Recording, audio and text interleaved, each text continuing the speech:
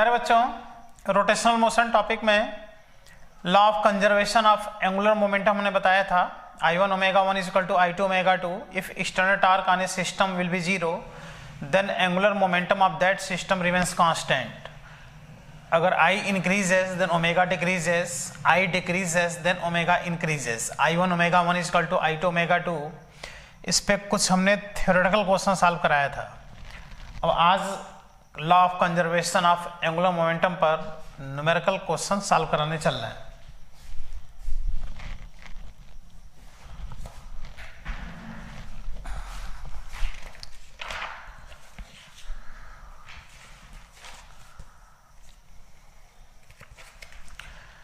Assignment first level का 3 number question है. 3 number question of first level. A disk of radius r rotating about its axis has moment of inertia I about that axis. Disc rotate कर रहा है अपने main axis के about. जो question में कह रहा है हम डायग्राम बना रहे हैं. कह रहा है ए डिस्क है, डिस्क इज प्लेनर बॉडी और अपने मेन एक्सिस के अबाउट रोटेट कर रहा है. इसकी मोमेंट ऑफ इनर्शिया आई दिया है. ये डिस्क है, रोटेट कर रहा है बेटा ओमेगा से. ठीक है. When it is rotating about इस axis with constant angular velocity omega, a heavy particle of mass m is place gently at the rim of the disc. एक स्मॉल m मास का पार्टिकल इसी disc पे लाके धीरे से रख दिया. स्पष्ट लिखा है क्वेश्चन में जेंटली, आराम से रख दिया. तो कह रहा है न्यू एंगुलर वेलोसिटी कितना होगा सिस्टम का. तो क्वेश्चन के लैंग्वेज से बेटा आइडिया लग जा रहा है कि law of conservation of angular momentum यहां चलेगा. ये डिस्क है, इसकी मोमेंट ऑफ इनर्शिया आई है और एक मास यहां ला करके m मास का यहां रख दिया. तो जाहिर है कि जब मास रखोगे यहां पर तो मास रखने से बेटा इसका सिस्टम का मास बढ़ गया, मोमेंट ऑफ इनर्शिया बढ़ गया, तो अब एंगुलर वेलोसिटी चेंज हो जाएगा. तो वही पूछ रहा है एंगुलर वेलोसिटी अब कितना होगा. Omega dash. एकदम आराम से सॉल्व होता है ये सब क्वेश्चन. देखो फर्स्ट ऑप्शन इसमें दिया है ओमेगा, उसके बाद से दिया है I omega upon I plus M R, इसके बाद से I plus M are square upon I omega, इसके बाद से I omega upon I plus M are square. खुद ही सॉल्व करो, सॉल्व हो जाएगा. और डिस्क का जो रेडियस है वो आर है. ठीक है. ये जो रेडियस है डिस्क का ये है आर, क्वेश्चन में दिया है.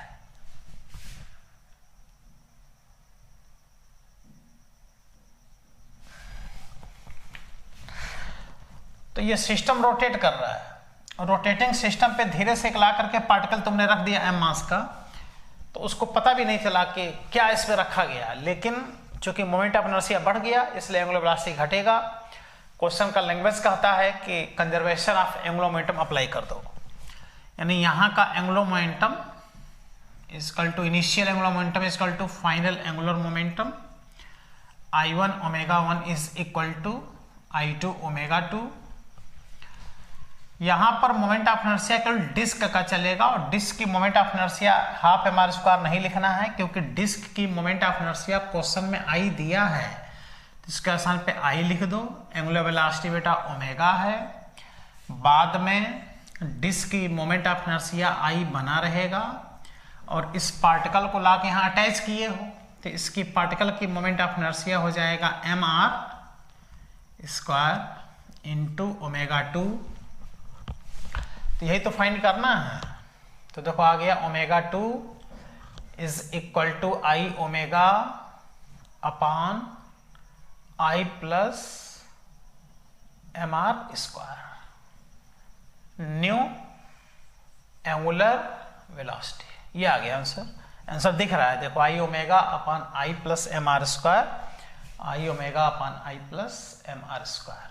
तो कितना आसानी से सॉल्व हो जा रहा है। तुम कहोगे कैसे पता चलेगा कि ये कॉन्सेप्ट लगेगा, तो क्वेश्चन के लैंग्वेज से समझ में आ रहा है कि यहाँ पे conservation of angular momentum apply होने वाला है। कंप्लीट करो, नेक्स्ट क्वेश्चन सॉल्व करा रहे हैं।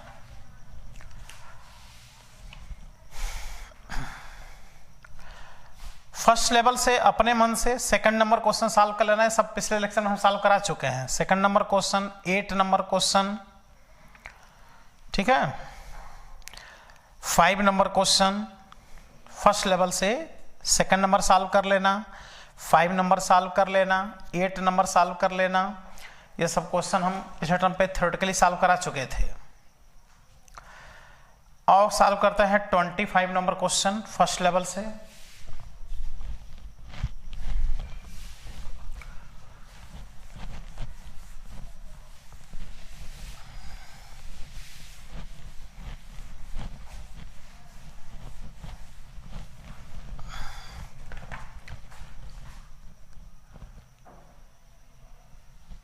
$25 number question of first level. A thin circular ring of mass m and radius r is rotating about its axis with constant angular velocity omega. बहुत सही। उसमें डिस्क दिया था, इसमें देखो रिंग दिया है। करे एक रिंग है जो अपने मेन एक्सिस के अबाउट रोटेट कर रहा है। इसका रेडियस दिया है r और यह है रिंग, और इसका अपना जो मास दिया है वो कैपिटल M दिया है। रिंग है, रेडियस r है, मास m है, ये रोटेट कर रहा है एंगुलर वेलोसिटी ओमेगा से। 4 object each of mass m are kept gently यानी वही एंगुलर मोमेंटम का अंदर रखना है। To the opposite end of the 2 perpendicular diameter of the ring the angular velocity of the ring will be. 4 particle ला के रख दिया, एक पार्टिकल यहां रख दिया, एक यहां, एक यहां, एक बराबर डिस्टेंस पे चारों तरफ इसके रख दिया। तो जब पार्टिकल लाके बेटा रखोगे तो जाहिर है कि सिस्टम का मास बढ़ेगा, मोमेंट ऑफ इनर्शिया इंक्रीज करेगा, एंगुलर वेलोसिटी डिक्रीज करेगा। इनिशियल एंगुलर मोमेंटम को फाइनल एंगुलर मोमेंटम के बराबर करके क्वेश्चन को सॉल्व कर लो। तो दूसरा जो डायग्राम बना रहे हैं इसमें वही रिंग फिर से बना रहे हैं। ये रिंग फिर से है, ये इसका एक्सिस ऑफ रोटेशन है, रेडियस अभी भी r है और इसका अपना मास अभी भी m बना रहेगा, ठीक। लेकिन अब क्वेश्चन में कह रहा है कि 4 पार्टिकल जिसका मास, सबका मास स्मॉल m है। एक मास देखो यहां लाकर अटैच किया, एक यहां मतलब रिम पर, इसके सर्कमफ्रेंस पर, एक यहां लाकर अटैच किया, एक यहां लाके। ये ना समझना कि ये मास, ये सब मास एक्सिस पर आ गया, नहीं, वो रिम पर है। एक्सिस तो यहाँ बीच में से गया है ना, वो तो रिम के ऊपर है। 4 पार्टिकल अटैच कर दिया तो जाहिर है बेटा अब इसकी एंगुलर वेलोसिटी क्या हो जाएगी, चेंज हो जाएगी। वही पूछ रहा है। ऑप्शन देखो दिया है,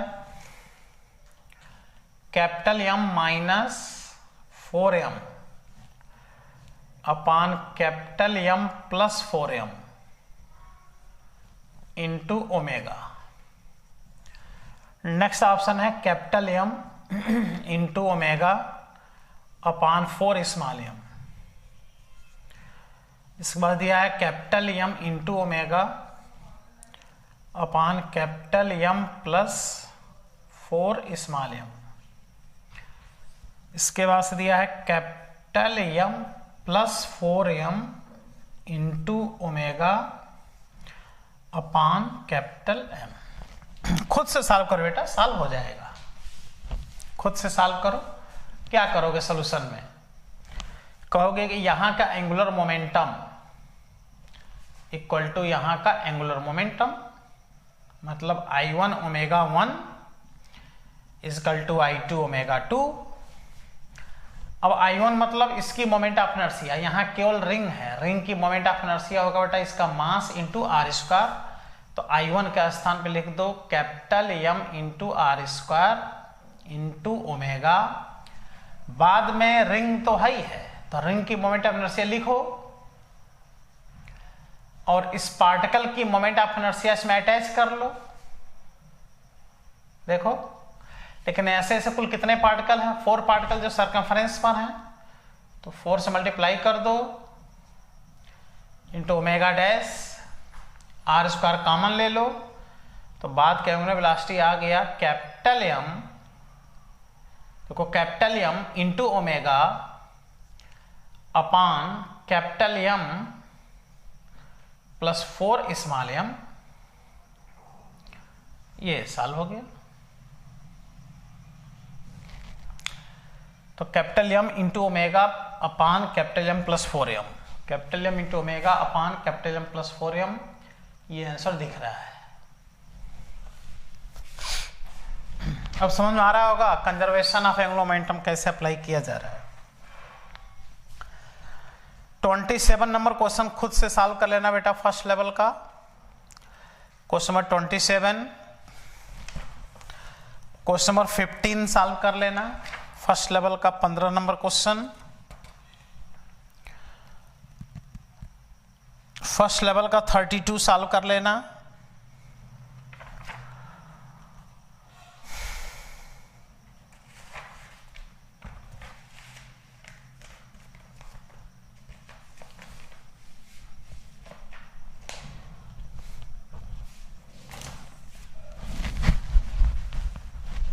कंप्लीट हो गया। अब कुछ क्वेश्चन सेकंड लेवल से सॉल्व करते हैं। सेकंड लेवल का question number 7, 4 number question, 7 number question, ये सब सॉल्व किया जाए।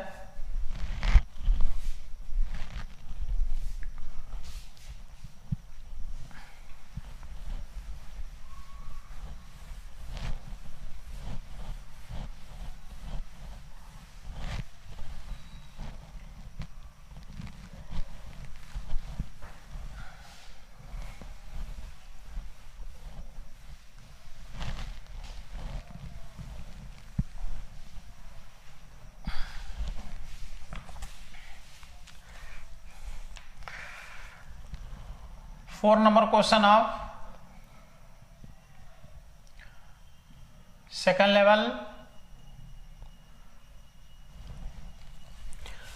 A thin uniform circular disc of mass m and radius r is rotating in horizontal plane about an axis passing through the center and perpendicular to its plane with angular velocity omega। कह रहा बेटा एक disc है, अपने main axis के about rotate कर रहा है। यह डिस्क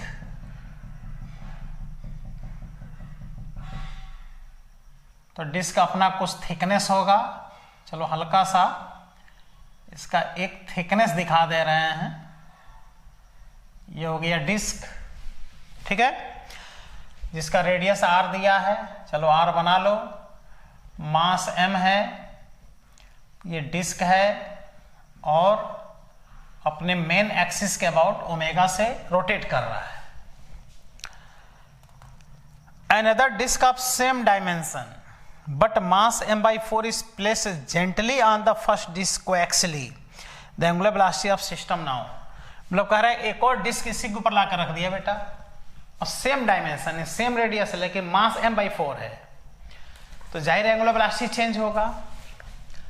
तो कह रहा है ना एक और डिस्क इस पे लाके धीरे से रख दिया, रोटेट कर रहा है, एक दूसरा डिस्क लाके धीरे से रख दिया और उसका डायमेंशन इसी के बराबर है। तो ये पहले वाला डिस्क है, देखो ये हो गया पहले वाला डिस्क,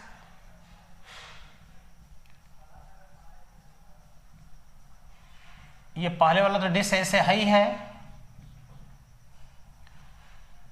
ये हो गया इसका मेन एक्सिस जिसके अबाउट ये रोटेट कर रहा है। अब इसी के ऊपर एक दूसरा डिस्क लाके रख दिया, ठीक है, तो इसी के ऊपर एक दूसरा डिस्क बना दे रहे हैं, देखो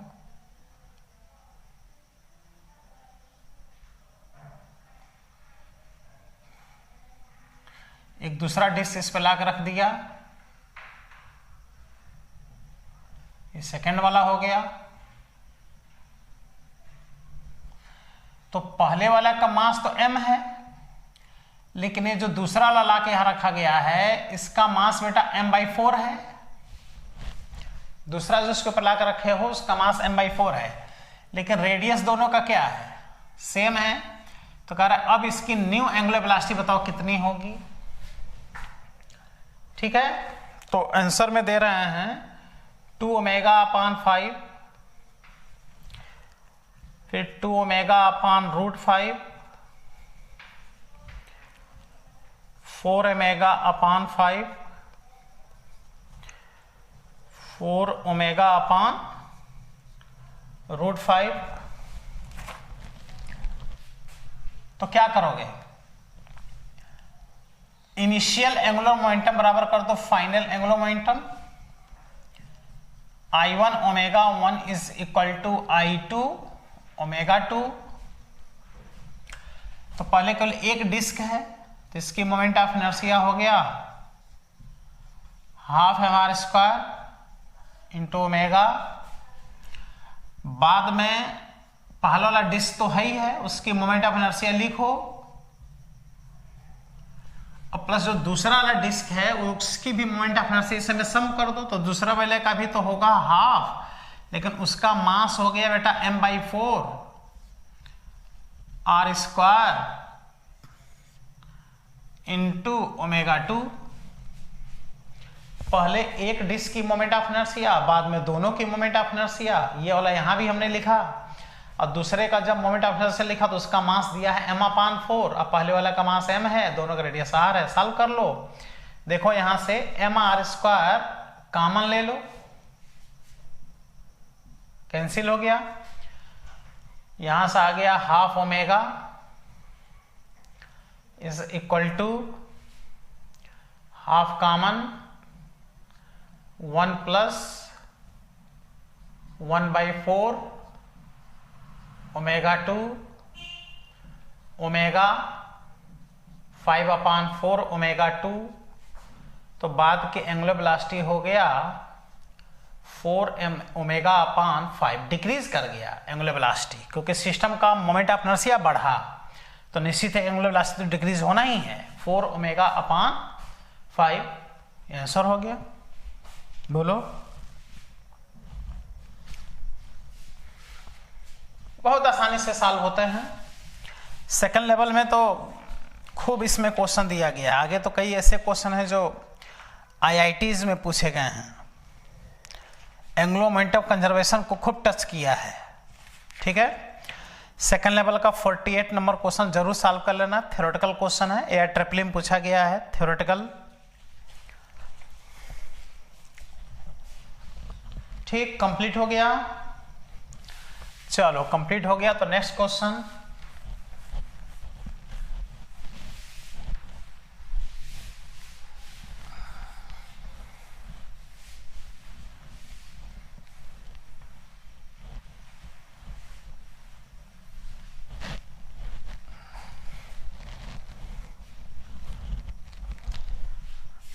सेकेंड लेवल का 7 number question,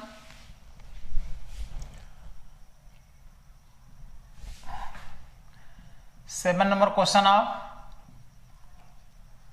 second level. A thin circular ring of mass capital M and radius r is rotating about its axis with constant angular velocity omega to object जिसका मास m है उसको ला करके gently ring पे attach किया है। कर एक ring है अपने मेन एक्सिस के अबाउट रोटेट कर रहा है ओमेगा से, इसका मास कैपिटल M है, रेडियस r है, रिंग है। अभी इसके पहले जो हमने क्वेश्चन किया उसमें 4 मास ला के अटैच किया था, 4 पार्टिकल। अब 2 ही पार्टिकल इसमें ला करके अटैच कर दिया, आराम से धीरे से जेंटली इस रिंग पे रोटेटिंग डिस्क पे ला के रख दिया। इसका अपना मास m बना रहेगा और केवल 2 मास, एक पार्टिकल यहां एक पार्टिकल यहां लाके इस पे अटैच कर दिया। तो रेडियस तो अभी भी इसका r बना रहेगा। तो न्यू एंगुलर वेलोसिटी पूछ रहा है, बिल्कुल एकदम सॉल्व करो अपने मन से। ऑप्शन हम लिख रहे हैं, जब तक ऑप्शन लिख रहे हैं तुम तो सॉल्व करके आंसर बताओ। ओमेगा m अपान m plus m omega m minus 2m upon capital M plus 2m omega capital M upon capital M plus 2m, इसके बाद से omega capital M plus 2m upon capital M। Answer दिख रहा है बेटा? बताओ answer, सोचो।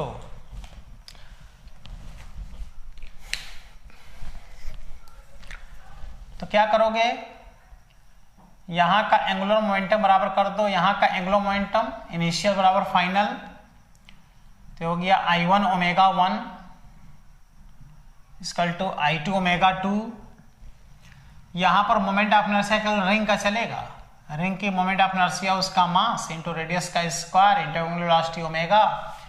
बाद में रिंग की भी मोमेंट ऑफ इनर्शिया होगा और प्लस ये दोनों पार्टिकल की मोमेंट ऑफ इनर्शिया यहां आकर के सम हो जाएगा 2mr²। देखो पार्टिकल है, पार्टिकल की मोमेंट ऑफ इनर्शिया बेटा mr² होता है। हमने 2 क्यों लिखा? क्योंकि ऐसे से 2 है।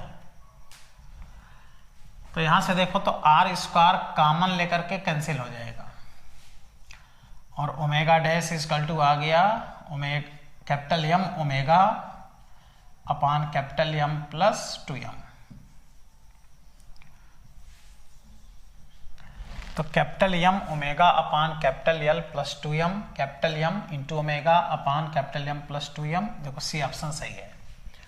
तो ऐसे क्वेश्चन के तो आंसर दिखते हैं, सॉल्व क्या करना है, सब तो दिख रहा है आंसर।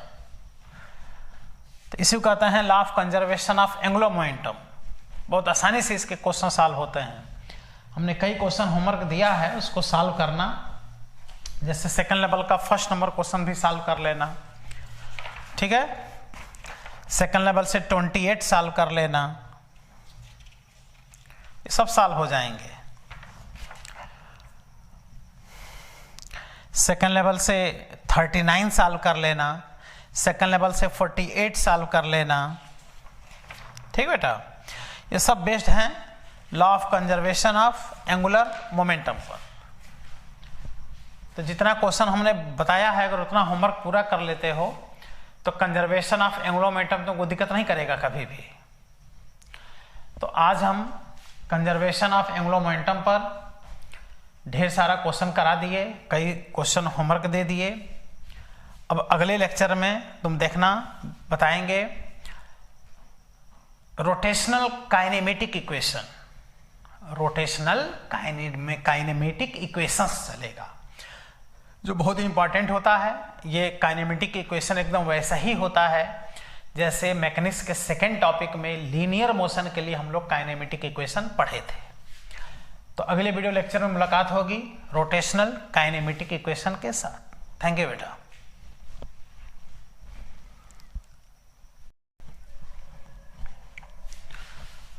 प्यारे बच्चों,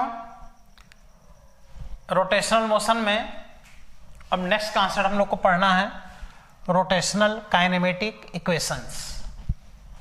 ये rotational kinetic equations rotational motion में इतने टाइम में कितना बॉडी रोटेट करेगा, एंगुलर डिस्प्लेसमेंट निकालना हो, एंगुलर एक्सेलरेशन फाइंड करना हो, टाइम फाइंड करना हो, है ना। तो काइनेमेटिक इक्वेशन यहाँ पे अप्लाई होता है।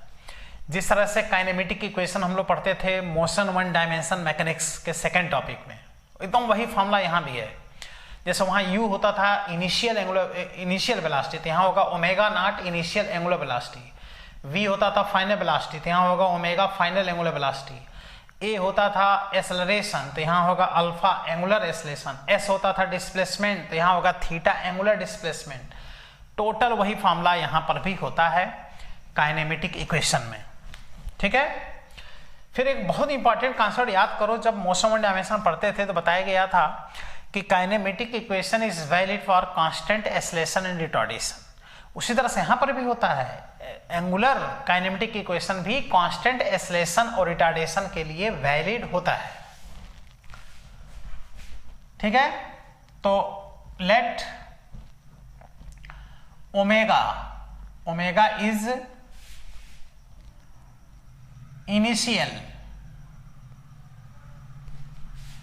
Initial angular velocity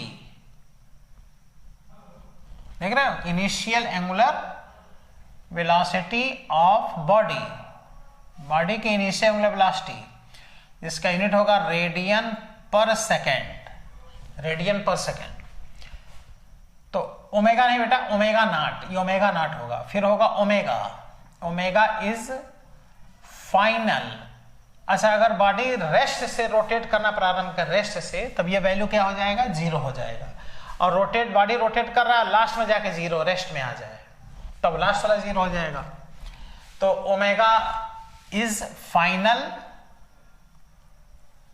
final angular velocity of body,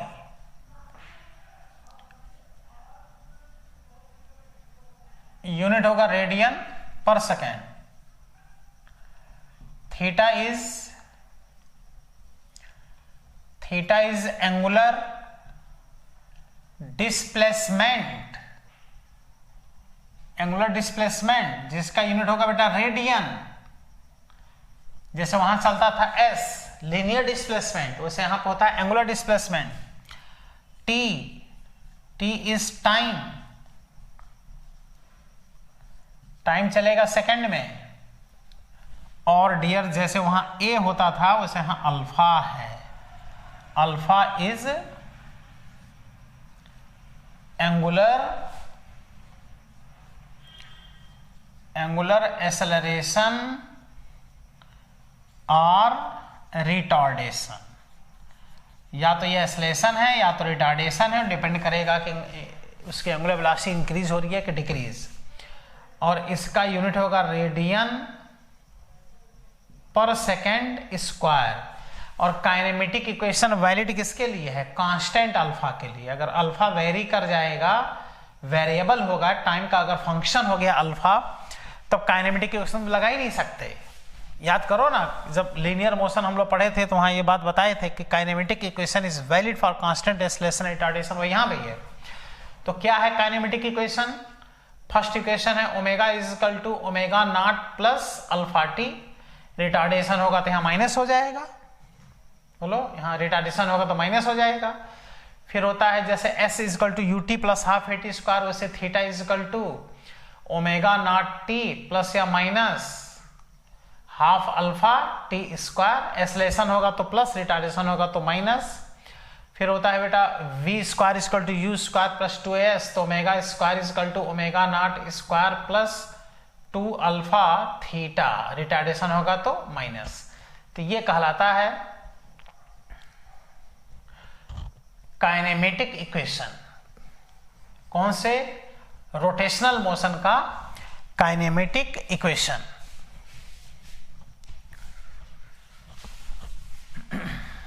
और एक displacement travel by the teeth second, एक हम काइनेमेटिक इक्वेशन में बताए थे मोशन और डायमेंशन, वही फॉर्मूला यहां भी होता है।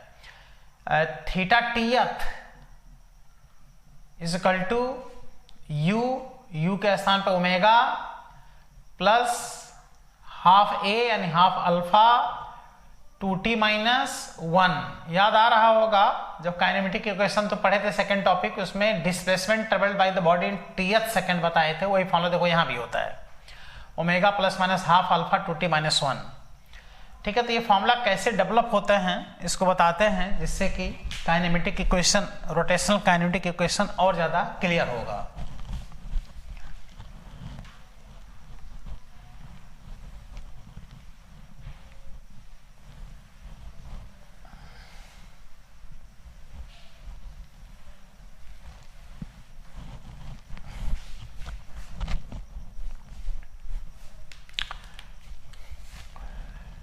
तो अगर हम लोग देखें तो अगर ये फॉर्मूला डेवलप करना है हम लोगों को, तो हम लोग एंगुलर एक्सेलरेशन, देखो एंगुलर एक्सेलरेशन अल्फा को जानते हो क्या मान के चला जाएगा, कांस्टेंट। अल्फा जब तक कांस्टेंट नहीं मानोगे ये फॉर्मूला मिल भी नहीं करेगा तुमको, इसलिए कहा जाता है कि kinematic equation is valid for constant acceleration retardation. और बेटा अल्फा इज इक्वल टू होता है D omega upon D T. याद करो अल्फा का formula D omega by d T होता है। अब क्रॉस मल्टीप्लाई कर दो तो देखो आ गया d omega is equal to alpha d t. अब क्या करो, दोनों तरफ इंटीग्रेट कर लो, और क्या, अल्फा कांस्टेंट माने हैं तो देखो अल्फा इंटीग्रेशन से बाहर आ गया, डी टी टाइम का lower limit 0, upper limit T बराबर 0 पे एंगुलर वेलोसिटी ओमेगा का लोअर लिमिट ओमेगा नॉट, अब बाद में ओमेगा। देखो कितना आसान, यहाँ टाइम का लिमिट चलेगा ना 0 से t, तो यहाँ ओमेगा का लिमिट चलेगा इनिशियल एंगुलर वेलोसिटी और यहाँ होगा फाइनल एंगुलर वेलोसिटी। बस अब इंटीग्रेट कर लो,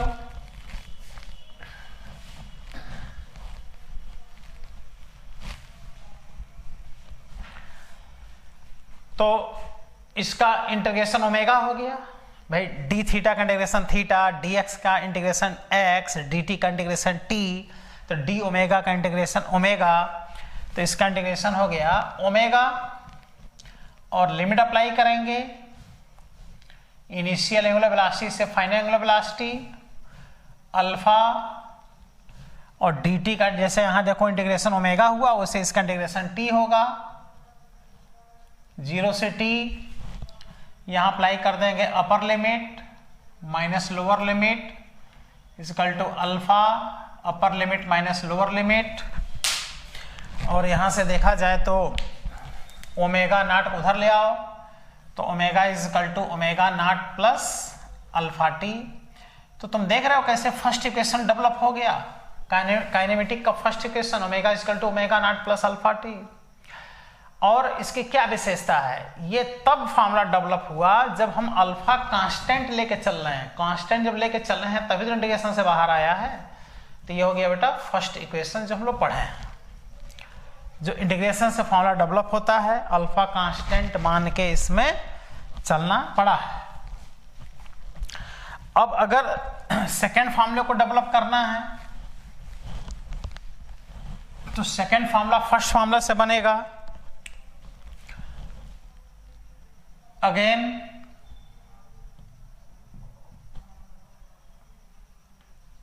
omega is equal to omega not plus alpha t. देखो इस इक्वेशन से ओमेगा को हम लोग कहेंगे d theta by d t, angular velocity है ना, तो d theta by d t omega not plus alpha t, तो यहां से देखो आ गया d theta is equal to omega not plus alpha t, d t इधर आ गया, इंटीग्रेट कर लो दोनों तरफ, इधर भी इंटीग्रेशन का सिंबल लगा दो, omega not plus alpha t d t, इधर टाइम का लिमिट, टाइम का lower limit 0 upper limit T, तो इधर थीटा का लिमिट, तो पहले डिस्प्लेसमेंट 0 है और बाद में डिस्प्लेसमेंट क्या है थीटा है, तो 0 से लेकर थीटा डिस्प्लेसमेंट हो गया, 0 से लेकर टी टाइम हो गया। अब इसका इंटीग्रेशन बेटा थीटा हो गया, लिमिट अप्लाई करेंगे तो 0 से थीटा लिखेंगे, जिसमें ओमेगा, देखो ये omega naught is constant value, initial term is constant, तो जिससे 5 का इंटीग्रेशन 5t होता है, 4 का इंटीग्रेशन 4t होता है, तो उसे ओमेगा नॉट का इंटीग्रेशन हो गया omega naught t plus alpha is constant, और t का इंटीग्रेशन सब लोग जानते हो t स्क्वायर बाई 2, और ये हो जाएगा 0 to t। देख रहे ये हो गया 0 to t। अब चलो इसको मिटाते हैं और इसको बस लिमिट अप्लाई कर देते हैं, तो सेकंड इक्वेशन देखो डेवलप हो जा रहा है। तो यहाँ लिमिट अप्लाई करेंगे तो हो जाएगा बेटा upper limit minus lower limit is equal to omega not T plus यहाँ से आ गया हाफ अल्फा टी स्क्वायर, अब माइनस जब लोअर लिमिट लगाओगे तो यहाँ भी 0 यहाँ भी 0 मिलकर तो 0 हो गया, और यहाँ से अगर थीटा फाइंड करें हम लोग तो ये आ गया theta is equal to omega not T plus half alpha T square. ये सेकंड इक्वेशन बेटा डेवलप हुआ कि नहीं हुआ, इसमें भी अल्फा हम क्या लेके चले हैं कांस्टेंट लेके चले हैं, इसलिए तो अल्फा यहाँ अटैच है, और टी का इंटीग्रेशन टी स्क्वायर बाई 2 हो गया, अल्फा कांस्टेंट चल रहा है। तो जितने भी काइनेमेटिक इक्वेशन हैं वो कांस्टेंट अल्फा के लिए ही वैलिड होते हैं, और इस इक्वेशन में क्या नहीं है फाइनल ओमेगा नहीं है इसमें। तो जहां फाइनल ओमेगा ना और दिया हो, डिस्प्लेसमेंट पूछ रहा हो, टाइम दिया हो, अल्फा दिया हो, वहां ये इक्वेशन तुम क्या कर सकते हो बेटा अप्लाई कर सकते हो। अब हम बात करते हैं थर्ड इक्वेशन की। तो जब थर्ड इक्वेशन की बात करेंगे तो थर्ड इक्वेशन में टी नहीं होता है। जैसे होता है ना वी स्क्वायर बराबर यू स्क्वायर प्लस 2as, तो यहाँ होगा omega square equal to omega not square plus 2 alpha theta. तो इसमें टी नहीं होता है, टी को एलिमिनेट करना होता है। तो यहाँ पे बताओ हम क्या करेंगे। Again alpha is equal to, third equation को अगर बनाना है तो अल्फा को हम लोग कह देंगे D omega by d T. Alpha is constant, but इस इक्वेशन में, तीसरे इक्वेशन में चूंकि टी नहीं होता है तो टी को देखो एलिमिनेट कैसे करें, चेन रूल लगाएं। चेन रूल डी ओमेगा, और देखो डी टी जैसे है इसे हम देखो रख रहे हैं D omega upon D T, और डी थीटा से डिवाइड और डी थीटा से मल्टीप्लाई, इसी को बोलते हैं चेन रूल। तो डी थीटा से डिवाइड कर दो और डी थीटा से मल्टीप्लाइड कर दो, और इसको हम मिटाते हैं।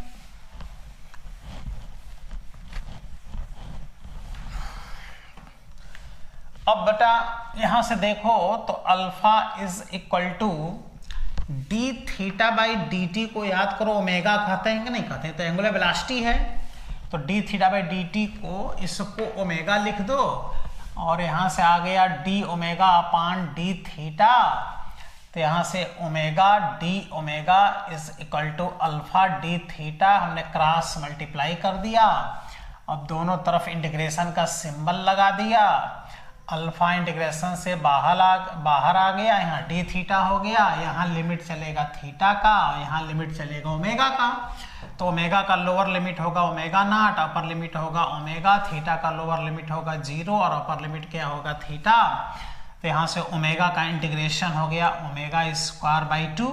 सोचो लोअर लिमिट अपर लिमिट ये अप्लाई कर दिया, अल्फा अपने स्थान पर है, डी थीटा का इंटीग्रेशन थीटा हो गया 0 टू थीटा, यहाँ अप्लाई कर दिया।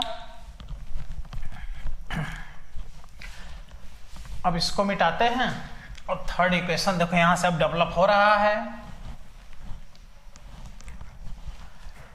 तो यहां से देखा जाए तो हाफ बाहर लिख लो, ये हो गया बेटा हाफ, और लिमिट अप्लाई करोगे तो हो जाएगा omega square minus 0 is equal to alpha, और यहाँ लिमिट अप्लाई करोगे तो थीटा माइनस 0, यहाँ से आ गया ओमेगा स्क्वायर। ये लिमिट अप्लाई करेंगे तो ओमेगा स्क्वायर का लिमिट यहाँ ओमेगा नॉट ओमेगा, तो ये आएगा omega square minus omega not square आएगा ना। देखो upper limit minus lower limit, तो ये आ गया omega square minus omega not square equal to 2, इधर लेते आओ तो 2 अल्फा थीटा आ गया। तो यहाँ से देखा जाए तो omega square equal to omega not square plus 2 alpha theta. इस इक्वेशन की विशेषता देख रहे हो, इस इक्वेशन में टी नहीं होता है, इसलिए इसका जो फॉर्मूला डेवलप किया गया तो dt को एलिमिनेट किया गया। ये थर्ड इक्वेशन है, और ये तीनों इक्वेशन एकदम वैसे ही हैं जैसे कि काइनेमेटिक इक्वेशन हम लोग पढ़े थे। पहला equation v equal to u plus a t, फिर s is equal to U T plus half A T square motion 1 dimension में, फिर पढ़े थे v square is equal to u square plus 2as। तो देखा जाए तो ये जो तीनों इक्वेशन हैं एकदम इसके तर्ज पे बेटा तुम याद रख सकते हो, ठीक है। तो जहां भी रोटेशनल मोशन में एक्सेलरेटेड मोशन, रिटार्डेड मोशन, इन सबों का नाम लिया हो, वहां पे बिना काइनेमेटिक इक्वेशन अप्लाई कर तुम क्वेश्चन कर ही नहीं पाओगे।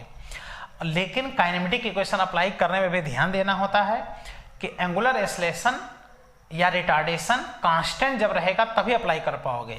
और तुमको ऐसे ही क्वेश्चन मिलेंगे जिसमें कि अल्फा क्या दिया रहेगा, कांस्टेंट दिया रहेगा, क्योंकि जहां अल्फा वैरी करा देगा तब तो वो सारे क्वेश्चन इंटीग्रेशन से सॉल्व होने लगेंगे।